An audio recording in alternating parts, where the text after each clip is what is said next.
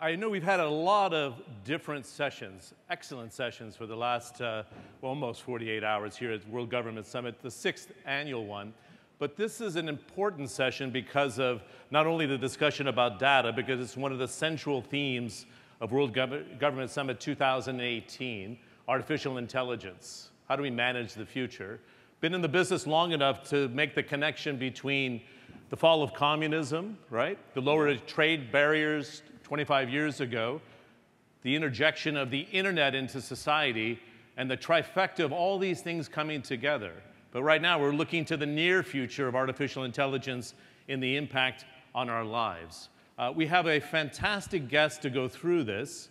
I'm going to challenge him a little bit about the numbers that we see out there. But in the premise of his book, The Winner's Dream, Bill takes the point that he came from the grassroots up to SAP, one of the leading data companies in the world, and supporting the internet and businesses all across the world. So let's jump into the discussion and the title here, Data, the Gene of Intelligent Governments. This is a region that sits on about 60% of the proven oil reserves. Is it fair to say that data is the new gold at this stage, or not? Well, I would say, first of all, I would like to, if I could, John, thank His Highness Sheikh Mohammed bin Rashid Al Maktoum and the UAE government. It's a great honor to be with you on behalf of SAP and our 90,000 women and men around the world. Truly a great honor to be back. So I believe that data is neither oil nor gold. You don't burn it, nor do you spend it. But it is like steel. You build everything from data. You know, since you mentioned Winner's Dream, I'm the guy who was the teenage entrepreneur building a small business when I was 16 years old. And I learned early on that my CRM system was actually a window where I could see my customers coming in. Either they walked, they drove a car, they came from public transportation, but I knew who they were. Now, we're in a customer-driven growth revolution. Every business out there, whether it's a public sector entity or a private sector entity, wants to connect one single view of their consumer. Very hard to do, because that consumer is social, they're mobile, they deal with you in multiple channels, and they expect you to know exactly who they are.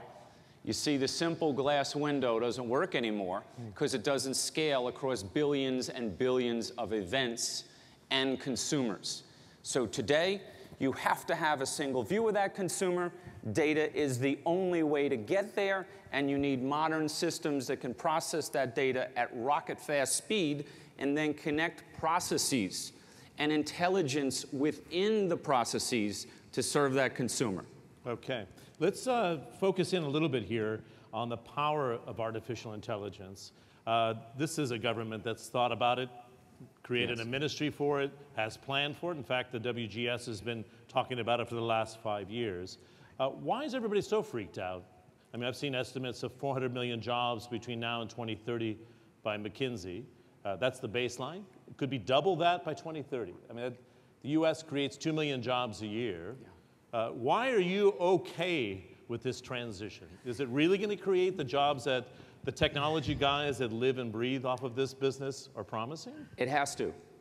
I mean, to me, technology, unless it serves humanity, is without purpose. Our purpose is to help the world run better and improve people's lives. To help the world run better, you need these modern technologies. You need to have... People aren't feeling that way so much now, so let's have a challenge about it. Yeah, let's challenge it. Yeah, so, you know, you saw the potential Facebook intervention and the fake news channels, perhaps Russia involved in the US election cycle, perhaps in the European election cycles. Of course. Do we really need to have that in our lives? And is it really a net plus or not, Bill? Well, there's two ways of looking at it. First of all, I choose the optimistic side because optimism is a free stimulus in every country of the world. Okay? So on the optimistic side, if you believe the pundits, as you mentioned, you have a 30 trillion market opportunity by 2030 for artificial intelligence and the data behind it to improve human productivity and growth. Okay, so we have an $80 trillion economy, as you know, today. We can add another 30 based on what you're suggesting. Exactly, by 2030 or 2035. So you have a huge opportunity. You cannot avoid it. Technology will be the force multiplier in the world for productivity and growth. We are in a consumer-driven growth revolution. Companies have to deal with that. Now, the human side of it, I believe in augmented humanity, where the machine, the computer, and the human has to come together and serve the greater good. You cannot leave the people behind. So, for example, we, right here in this region, invested a couple of $100 million in retooling, reskilling, hiring young people, fighting back youth unemployment. We, in our own company, have basically created 50,000 jobs in the last 8 years, most of them young people out of university where we train, reskill, and retool them. So you have to take care of the people. The people have to be trained. They have to be part of the equation. But you need to be able to predict the future, see around corners with technology. Give you an example. I was invited to speak at the NBA, basketball league in the United States, to the owners and the leagues. I was introduced by the head of marketing. She basically goes on to say, Sacramento Kings had an auction to buy their tickets. And she responded to the auction saying, no, thank you, Sandra. Sandra Sanchez was the rep. And then Sandra comes back and says, oh, yes, please, you must, and here's the reasons why. And she says, no, thank you, Sandra. Next thing she knows, she's getting a call from Sandra. She calls her HR department and says, my goodness, we have to get in touch with Sandra Sanchez. She's going to be a great employee. They call up the Sacramento Kings. Is Sandra Sanchez available? No, there's no Sandra Sanchez working here. Sandra Sanchez was a bot. Yes. So what we're seeing now is the humans can't possibly keep pace with all the opportunities. But when the human becomes involved, it requires judgment, finesse, and skill. Now the human's happier because the hard work is being fully automated. The business is happier because they're making more sales at a lower cost. And jobs are getting created. Progress is going forward. You know, right here in Dubai, we have investment being made in police robots. They'd be about 6 feet tall and 220 pounds. They have the ability to see 1.5 meters forward to see what your expression is. Are you happy? Are you sad? Are you mad? And they can augment their style accordingly to serve the greater good. So we have to understand there's a purpose for this. And it's to serve humanity, not to harm humanity. That's interesting. That's a good thing, then, to have automated robot police people. I think it's a good thing to automate processes to provide safety for humans where robots can intercede. You do not have to replace the humans. On the contrary, there could be more opportunities for the humans. But the humans should do the more sophisticated, judgment-oriented work. And if the grind can be done by a machine, it will be anyway. So don't fight it, lean into it. Okay, so you've hired 50,000 since being CEO in the last 9 years, you said. And I remember the struggle of SAP before you took over as chief executive. This government and the region's extremely focused on the right skill set. Yes. So give us a minute on what you're looking for this next generation of the data geniuses of the world. What are you looking for in skill sets? Some people say intellectual curiosity. I say intellectual adventure. We want people that want to go on an adventure, people that want to bring their best game, people that compete like an underdog. We might be the market leader in our space, but we have the heart and the fight of an underdog. And that's the key. If you have the fight of an underdog, you're intellectually adventurous, you want to learn, you want to grow, you want to be somebody in your life, we can train you. The one rule we have in our company, you cannot cut the training budget. We will not back off on education.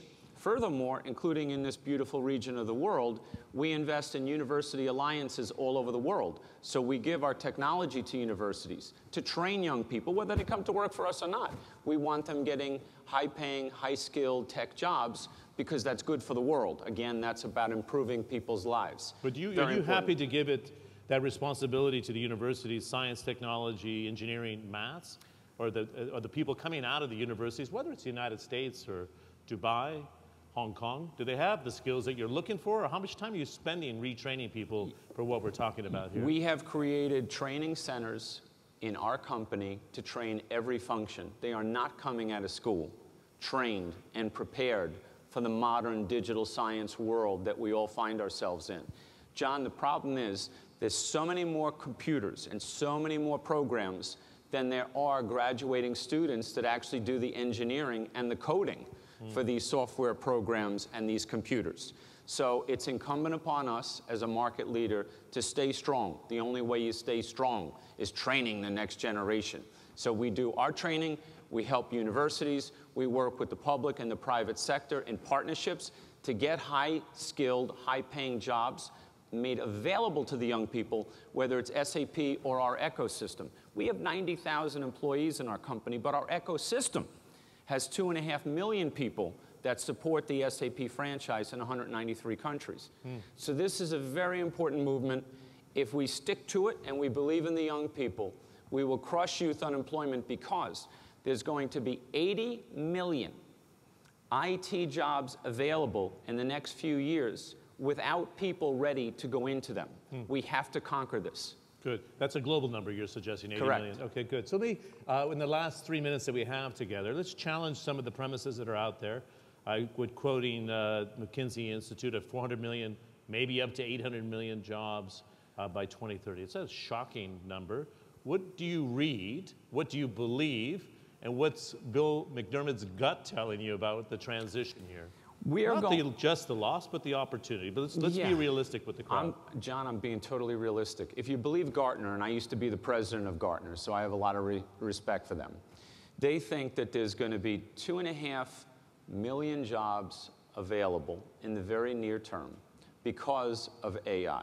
They also think that there'll be 1.8 million jobs that will need to be kind of retooled and reskilled. So you have to invest in training. That's U.S. only then? Right now, this is a stat just on artificial intelligence related jobs. So just in that category, big marketplace. What we're abiding by is the principle that if we can have massive online computer courses made available to young people. We, in Davos this year, formed a coalition with other tech companies to essentially take our IP, take their IP, consolidate it in one portal where young people can access all the best information from all the best companies in the high-tech industry to literally get trained online and get ready for a brighter future. So that's one way. Good. You have to go to universities, you have to go to pre-universities, and you have to attract a diverse set of employees, not just gender, but all kinds of diverse moves. For example, right here in this great region of the world, there's a movement to train 1 million young students and get them ready for high-tech jobs. Right here, just in this region right now, 1 million. And SAP is fully behind this movement and participating in this movement. Okay, very good. Should we blow up the curriculums that we see in education today? I've got daughters 12 and 15. Your sons are 21 and 25. Yeah, I think this is a kind of a crucial window, is it not? The transition window? Or crucial. Not? What's the advice for educators? I think the advice is a balanced education is a good thing because some people don't know what their interests are and they need a broader education and a broader understanding of the world. However, we also have to be practical, not just in universities or in post-universities, but in pre-universities and trade schools. People need to be able to get practical training in a curriculum that advances their opportunity to get a real job in a field that they're very interested in. Right now, I think the training is very broad and in some cases not narrow enough to truly get young people ready for the workforce, especially the high-tech workforce. So yes, I think we need broad education, but then we need to also focus so we get people ready. For example, data science jobs are exploding. For example, engineering jobs are exploding. Coding software, exploding. We just don't have enough students to go into these jobs in the real world. Okay, last 30 seconds. The Winner's Dream, 17 different printings of your book. What's the absolute essential message out of this thing? Essential message is there's a perfect correlation between the size of your dream and your belief in that dream and the ultimate outcome. I'm living proof. If you believe in you, you can do anything. The other essential ingredient is getting back from adversity, and I certainly have had my share of it. But what I learned about getting knocked down is they'll never remember how you got knocked down, but they'll never forget you for how you got back up and kept coming and coming and coming. So you got to be a fighter. Not bad. Nice round of applause for Bill McDermott of SAP. Thank you. Before we walk off the stage, that's a Queen's accent coming back from a New York City boy. Nice to see you. Thank you, John. And thanks for the audience for paying Thank you very much, everybody. Thanks very much. Thanks, John. Thank you.